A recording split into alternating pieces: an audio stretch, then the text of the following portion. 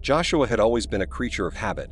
His morning started with a cup of coffee at the local cafe, followed by a brisk walk through the park. Today, however, was different. The small town where he lived felt eerily quiet, the usual morning chatter of birds and distant hum of traffic replaced by an unsettling silence. As he approached the cafe, he noticed a stranger sitting in his usual spot by the window. The man was dressed in a dark, worn-out coat, his hat pulled low over his face. Joshua felt a shiver run down his spine as he entered the cafe, the bell above the door jingling in an oddly ominous way. "Morning, Josh," the barista greeted, her voice strained. "The usual?" Joshua nodded, glancing back at the stranger. The man hadn't moved, but Joshua could feel his eyes on him, piercing and unrelenting. He tried to shake off the feeling, but as he sat down with his coffee, he found himself stealing glances at the man. Minutes turned into an hour, and the stranger didn't budge. Joshua finished his coffee and left the cafe, but the sensation of being watched followed him. He walked through the park, hoping the fresh air would clear his mind, but the feeling persisted.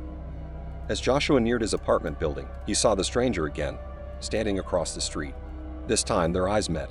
The man's gaze was cold and hollow, sending a wave of dread through Joshua. He hurried inside, double-checking that he locked the door behind him. For the next few days, the stranger appeared everywhere Joshua went. At the grocery store, outside his workplace, even at the gym. Each time, the man would just stand there watching. Joshua's friends and colleagues noticed his growing paranoia, but whenever he tried to explain, they dismissed it as stress.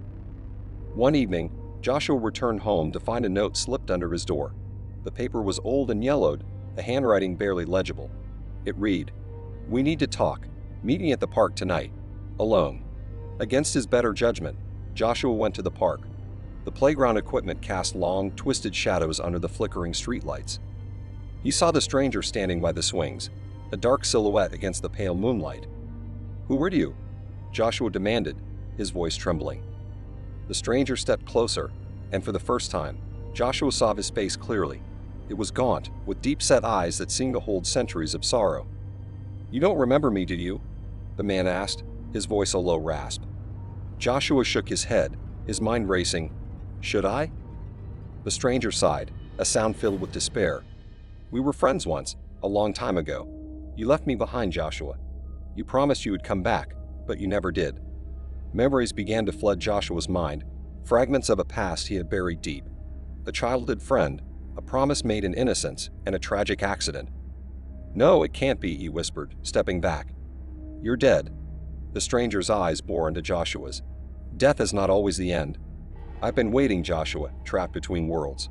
You need to remember, you need to help me." Joshua's heart pounded in his chest as the memories crystallized. The accident at the old quarry, the desperate screams, and the blood. He had tried to save his friend, but he had failed. "I'm so sorry," he choked out. "I didn't know." The stranger nodded, his expression softening. "I know, but now you must help me move on. There's something you need to find, something I left behind." Joshua felt a chill settle in his bones. "What do you need me to do?" The stranger handed him an old, tarnished locket. "This holds the key. Take it to the quarry, and you will understand." Joshua took the locket, its weight heavy in his hand. As he looked up, the stranger began to fade, his form dissolving into the night. "Don't forget, Joshua," his voice echoed. "You promised." The next morning, Joshua drove to the quarry, the locket clutched tightly in his hand. The place was overgrown and abandoned, the memories of that fateful day playing in his mind.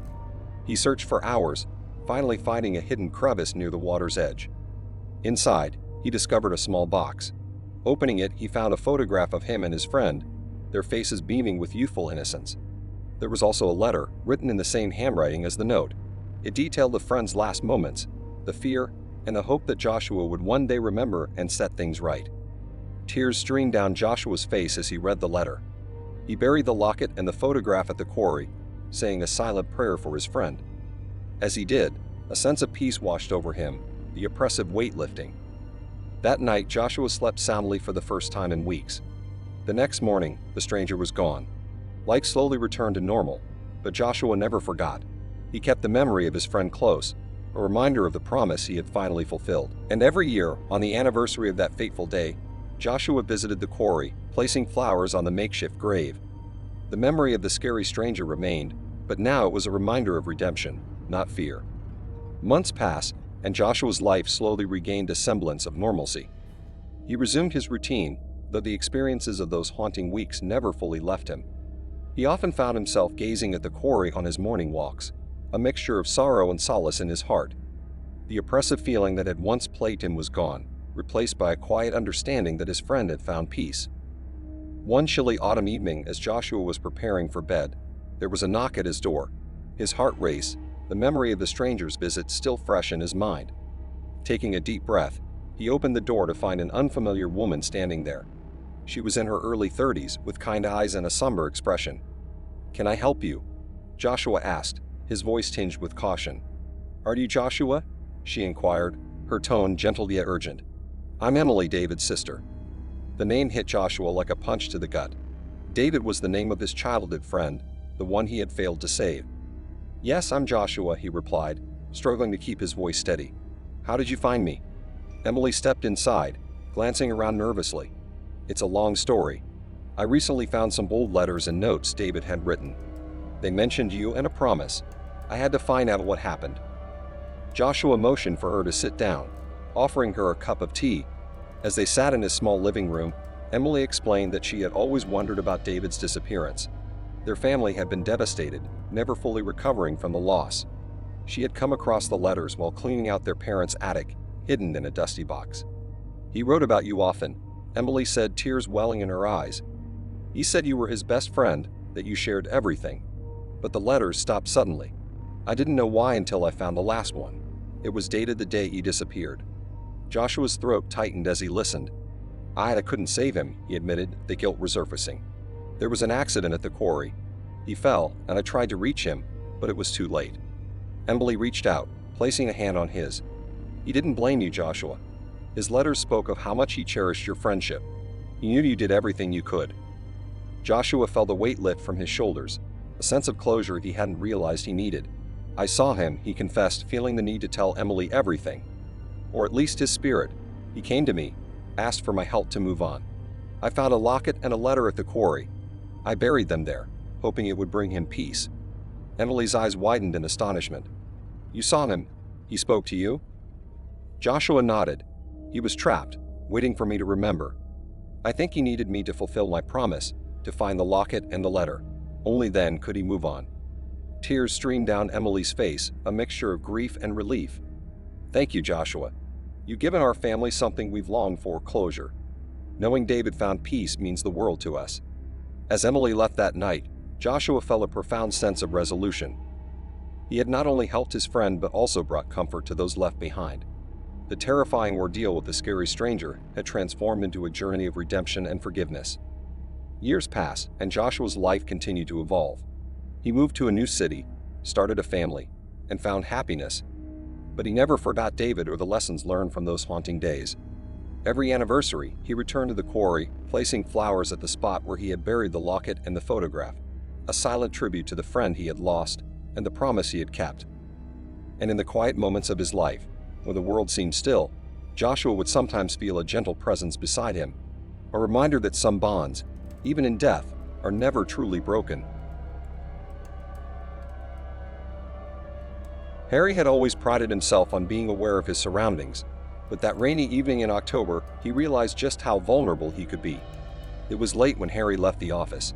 The sky had darkened early, heavy rain pelting the streets as he hurried towards the subway station. The city was a blur of umbrellas and hunched figures, everyone eager to escape the downpour. As Harry walked briskly, he noticed a man walking a few paces behind him. Tall and slender, the man wore a long trench coat that flapped in the wind. His face was obscured by the collar of his coat and the hood of his rain jacket. Harry's heart quickened. Something about the man made him uneasy. Turning a corner, Harry quickened his pace. He heard footsteps behind him, matching his own. Glancing back, he saw the man hadn't sped up, but maintained the same steady gait. Harry's mind raced with scenarios, trying to dismiss the unease as paranoia. The rain intensified, obscuring visibility. Harry darted into a narrow alley, hoping to shake off his pursuer. Pressed against a cold brick wall, he listened intently. Footsteps approached the alley's entrance, then stopped abruptly. Silence hung in the air like a suffocating blanket. Suddenly, A voice cut through the rain-soaked air. "Lost, are we?" Harry's blood ran cold. The voice was calm, almost amused, but it sent shivers down his spine. He remained silent, hoping the man would leave, but the footsteps resumed, slow and deliberate. "Let's not play games," the voice continued, closer now. "I can help you find your way." Harry's mind raced. Should he run? Call for help? His phone was in his pocket, useless in the rain. With a surge of adrenaline, he bolted from the alley, sprinting towards the crowded main street. Heart pounding, Harry glanced over his shoulder. The man was gone. Relief washed over him as he merged with the bustling crowd. He pushed through the subway turnstiles, not daring to look back. On the train, Harry couldn't shake the feeling of being watched. He glanced at his reflection in the window, trying to calm his racing thoughts. The train slowed to a stop, doors opening to another crowded platform. As Harry stepped onto the platform, his heart sank. There, standing by the far end, was the man in the trench coat. He was staring directly at Harry, a faint smile on his lips. Panic surged through Harry as he darted back into the train, heart pounding in his ears. The doors closed just as the man began to move towards him. Harry leaned against the door, breathless and trembling. The train pulled away, leaving the man on the platform, still watching him through the window. When Harry finally reached his apartment, he locked every door and window. He couldn't shake the feeling of dread, the certainty that the stranger in the rain had not been a chance encounter. That night, sleep eluded him as he listened to every creak and rustle in the darkness. Days passed without incident, but Harry's paranoia grew. He changed his routine, avoided certain streets, always looking over his shoulder. Each rain shower filled him with a dread that he couldn't explain. One evening, as Harry returned home from work, he froze at his doorstep. There, tucked under his doormat, was a single white envelope. Hands trembling, he picked it up and tore it open.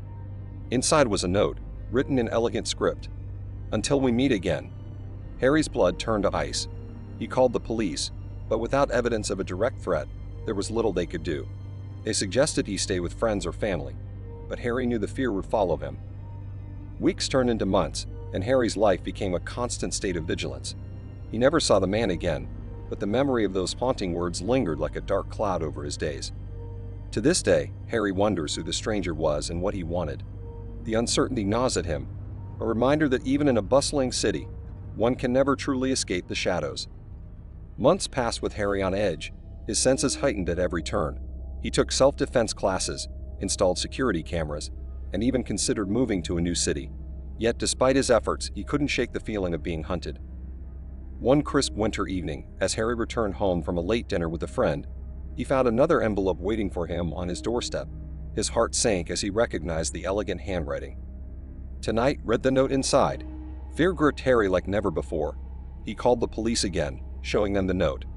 This time, they took him seriously, stationing a patrol car near his building and advising him to stay with a friend under police protection. That night, Harry lay awake in his friend's spare room, eyes fixed on the window. Every sound made him jump, every shadow seemed to conceal a threat. Hours stretched into eternity until exhaustion finally claimed him. The next morning, Harry woke to the sound of his friend talking quietly with someone outside the door. He sat up, heart pounding, as the door opened to reveal a police officer. "We found him," the officer said solemnly. Relief flooded through Harry, followed by a surge of questions. Who was the stranger? Why had he targeted him? The officer explained that the man had been apprehended near Harry's building. He was a drifter with a history of stalking behavior. As Harry listened to the officer's words, a mix of emotions washed over him: fear, relief, and a deep-seated unease. The stranger had been caught, but Harry knew the scars left by those months of terror would linger. In the weeks that followed, Harry learned to regain a sense of normalcy. The police assured him that the man was in custody, facing charges that would keep him behind bars for years. Slowly, the grip of fear loosened its hold on Harry's life. Yet on rainy nights, when the streets glistened with the same cold, wet pavement, Harry couldn't help but glance over his shoulder. The memory of the stranger in the rain haunted him, a reminder of how quickly safety could slip away. Years passed, and Harry moved on with his life. He found solace in his work, in the support of friends, and in the knowledge that he had survived an ordeal that had tested his courage and resolve. But sometimes, on stormy nights, when the wind howled and rain lashed against his window, Harry would wake with a start, heart racing, convinced for a fleeting moment that he could hear footsteps outside, footsteps that echoed with the chilling familiarity of a nightmare he had once lived through. The stranger in the rain had left a mark on Harry's life, a scar that would never fully fade. Yet with each passing day, Harry found strength in knowing that he had faced his fear and emerged on the other side, a survivor, not a victim. And as he looked out into the darkened cityscape, Harry whispered a silent promise to himself, to never forget the lessons learned from that fateful encounter, and to always cherish the gift of safety that he now held so dear.